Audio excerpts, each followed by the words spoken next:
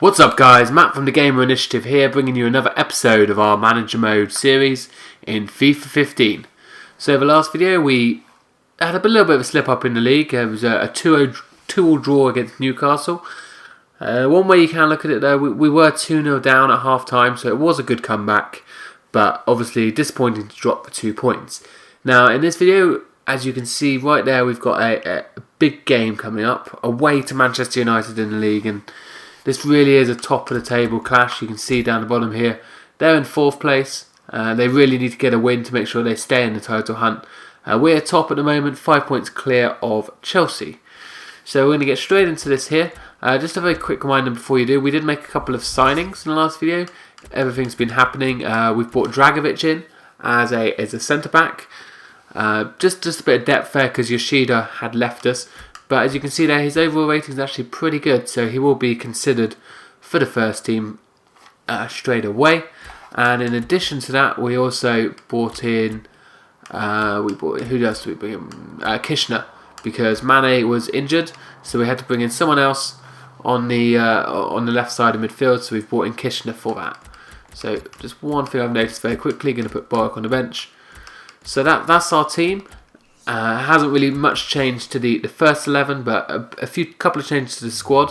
What we'll also try to do in this video is maybe look to sign a left back, because that's something we're going to need in the summer, but I figured it's best to spend the money now while we have it. But we'll do that after this game. So first up, we are going to play this one here against Manchester United. Like I said, not going to be easy. Away to United, tough game, but if we can get ourselves at least a point, then I'd be happy with that. Okay then, here we go. Old Trafford, the venue today for Manchester United versus Southampton. A great stadium, it must be said, and one that not many teams can come to and get themselves a result, so anything we can get here will be a bonus. Shaw finds Rooney, he finds Di Maria, and back to him, and somehow that is snuck through by Mata. There's so many question marks about these keepers in this game. Every time it annoys me. Like every single time. The ball is passed in here to Mata, and from that angle it doesn't look like he's got any right to score. But the keeper, again, what's he done? What has he done? It's gone on the inside of him at the near post, and that just shouldn't happen. But either way, we're 1-0 down. Schneiderlin. He's won it back here.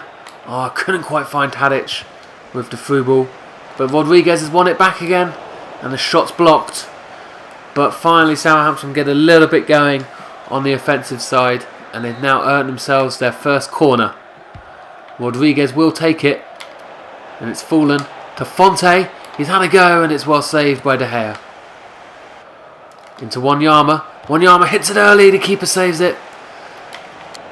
And there's a good ball through the middle here, and it's a goal. The linesman's flag, it has gone up though. I thought it was definitely touch and go of whether or not he'd got back onside in time. The linesman says that he hadn't. It was close. He just went a bit too early. But this is much better from Southampton. The ball's crossed in here. It's away, and it's the half-time whistle. So not a game of many chances. United only having that one, which again the keeper really should be saving. I seem to be talking about this far too much in this game, and it's really a problem that I think EA need to be looking at. Mata with the goal. 1-0 to United at the break. Southampton didn't really have too many chances. Started getting it going towards the end of that first half, but as you can see, just not getting hold of the ball enough at the moment. Only 39% of the possession. We're going to need more of the ball if we're going to be able to do anything and get back into this match in the second half. Alcácer, that's a great ball through the middle to Tadic, and he hits it early. But De Gea with a smart save. If only we had a keeper that could do that. That's a good strong save by De Gea, but corner to come in now. Rodriguez to take it. It's fallen to Sandro on the edge. We know he can hit them. Oh, that's not the right time to shoot, and took a touch to get it around the tackle, but easy for De Gea.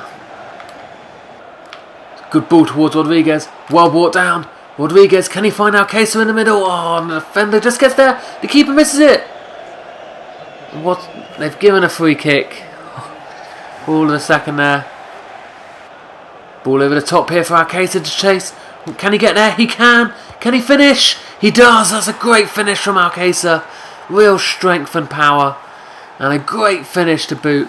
Southampton definitely worthy of that goal. Have been growing in quality in this game. And after United only really having the one chance, Southampton with all the possession. And it was a good ball. And really was just able to outmuscle Jones there.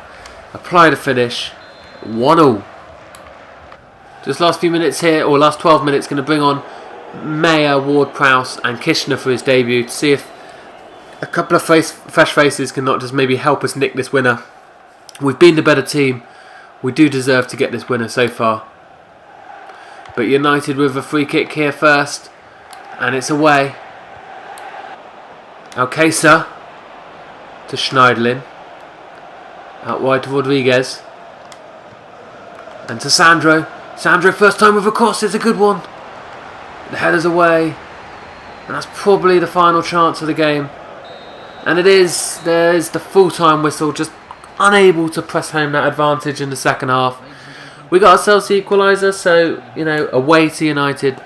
No shame in only taking a point, but we were the better team. United only had the one attempt at goal, which I'm not going to say it again, but you know my feelings on it. You're going to see it again here. So make it up your own minds. But we had didn't have all the possession. We got back into it a lot better that second half. You remember we were 39% after the first half. So we did get back into it that second half. We had all the shots, all the attempts on target, but unfortunately it's the goals that matter. We couldn't get that second goal, but absolutely no shame in taking a point at Old Trafford. Okay then guys, so there we go, a point at Old Trafford. Like I said, nothing to be sniffed at there. So just looking here, you might remember from the last video, we did some inquiries about Durham and Gaia, the two left backs we were looking at. They both said 8.5 million. So on that basis, we could probably go in for either. So with that in mind, what we'll do here is just have a quick look at their stats and see who appears to maybe be the better option, and then we'll basically go from there. So you can see from the sprint speed, they're more or less the same. This Durham is slightly quicker. Also just noticing actually very quickly there, Durham is right-footed. I think I prefer to have a left-footed player, which Gaia is as well. Just because at left-back that makes more sense. When it comes to this, their interceptions are better by Gaia as well. Not quite as strong, but there we go. And then when it comes to actual tackling, his slide tackling 73 and 77. He's 72 and 73. Passing 75, 75. So yeah, I think this Gaia guy of the two is going to be better if you're looking at like the key stats, as it were. Not a whole load, but just slightly better. They're much the same, and he's also younger, so he might get better over time as well. And he's left-footed, so that is something that would obviously be helpful. And also another thing just bearing in mind is having a quick look there. His wage is less, so in theory what we're going to need to offer him is... So now you can see Durham is 73 overall, and Gaia is actually 74 overall, so our opinions are correct. This guy is slightly better, so they want 8.5. We're not going to give 8.5. We're going to offer 5 million. I think that's more than reasonable. Don't want to be overspending too much, but while we've got the money, we might as well use it, because like I said in previous FIFAs, the money's not always been there. Sometimes it changes, so I do want to kind of have a look at that. We've had an email here from Klein. He wants more money. We can look at that very quickly. Office, we go to here, we go to contracts. We can see how much money is he on. He's only got less than a year left. He's only on 30,000, so I think that's fair enough. He wants a little bit more, so he wants an extra 2 years. We'll see if we can get him signed for 3 years, because then that would be effectively 4-year contract. 45,000. He's an important first team player. We'll give him a little bit of a clean sheet bonus as well. So we'll offer him that, see what he says. Hopefully, because we're giving him the money he wants, he'll be happy with that.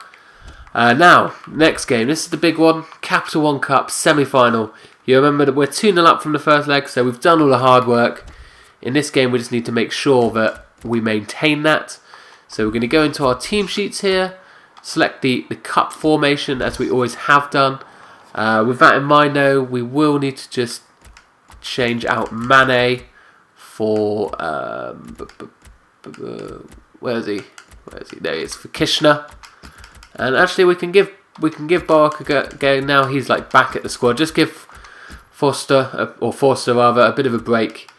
So we've got full change of team here, as you can see. Kishner, yeah.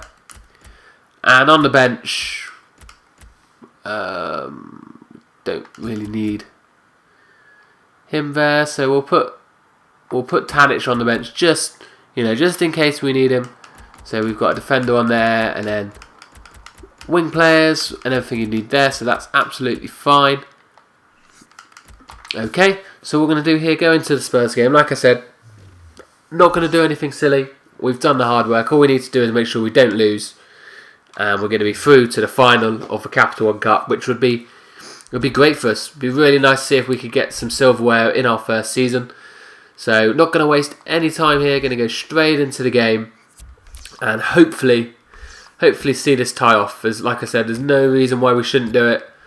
We've done all the hard work, so let's just make sure we get a result here. Okay then guys, here we go, back to St Mary's Stadium. And a bit of a change, you can see here, it's a snowy day down on the south coast, so going to be pretty cold out there, probably going to affect the conditions. And wow, just look at that, from the first leg of the other semi-final, Watford have got a 2-0 lead over Liverpool, so there's a real incentive for us to get a result here, because we could actually only be playing playing Watford in the final, which would be a much easier game than Liverpool. So, real incentive to finish this tie off now. And obviously we've got Kishner and Dragovic and even Bork making their debuts for the season. So, hopefully they can have good games and we can get a result here. There's an early chance here for Spurs. Well saved by the keeper. They got another chance, and it's finished. And that's just what we didn't need. An early goal for Spurs. All of a sudden making this a one goal game, and we really haven't started yet. Barely been able to touch the ball. Need to adjust to this weather, but we need to do better now. 1-0 down already. Mayer, can he find his target? It took too long. But Southampton finally starting to get into the game. They've got themselves a corner here. Ward-Prowse will take it. It's into the middle. Oh, and Gardos, he's unmarked, but couldn't keep it down. That was a real chance to get back on level terms. And here comes Spurs again. Oh, and it's just wide. Just not able to get close enough to them at the moment. We need to be much, much better. Okay, Southampton here with a free kick in a pretty dangerous position on the edge of Spurs area. Have we got anyone on the pitch who's a free kick specialist? Not overly. Ward-Prowse isn't bad, so we'll see if we can do something from here. It's gone for goal. Oh, that's a great finish from the set piece.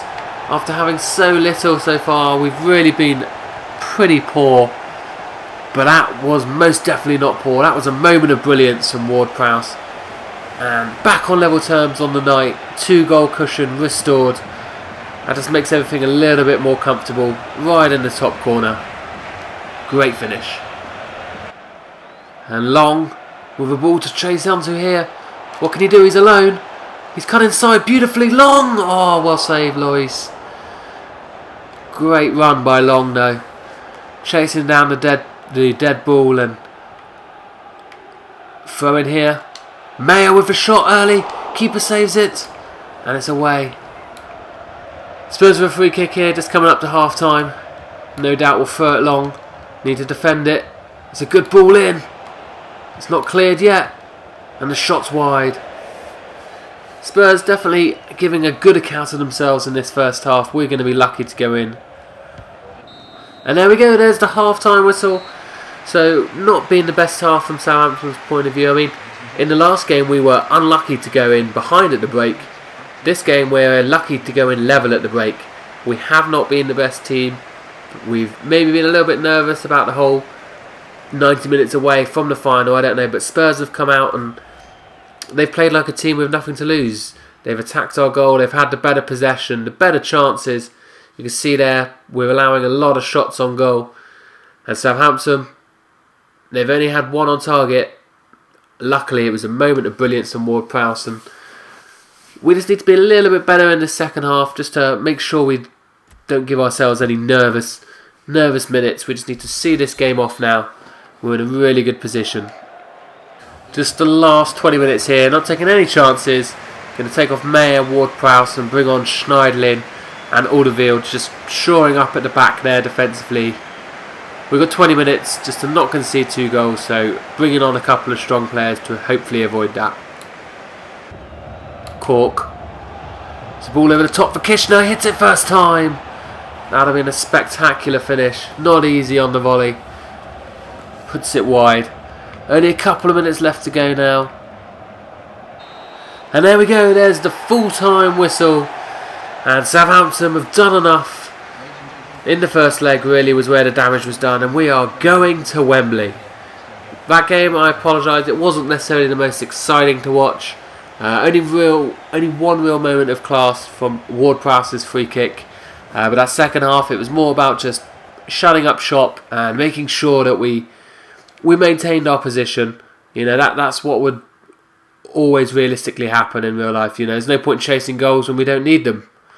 And we are now going to be heading to Wembley for the final against, we will find out here in just a second who it's going to be against. I guess their second leg must be the following day. So in just a second we'll find out who that final is going to be against. I will go in to find out. So just advance on a couple of days here so we can see what it's going to be. There we go. Just stop that simulation. But here's our thing. Transfer offer was unacceptable for Gea. They want 6.5. Well, maybe get 6 is fine. You know, while we've got the money. Because like I said, we are going to need. There you go. On 21 grand for getting to the final of the cup. That doesn't quite seem right, does it? But there you go. What you're going to do.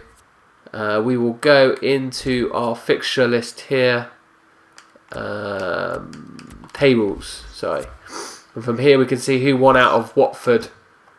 And yeah, so there you go. Watford, same as us, 2-0 up from the first leg.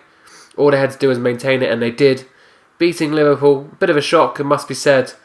But, you know, they've done it the hard way. They, look at that, to be fair to them, they've beaten Sunderland, then Everton, then Liverpool. So, 3 Premier League oppositions, nothing to be sniffed at by any stretch of the imagination. It's not going to be easy, but we do have a chance now. We're going to be favourites in that final, without a doubt.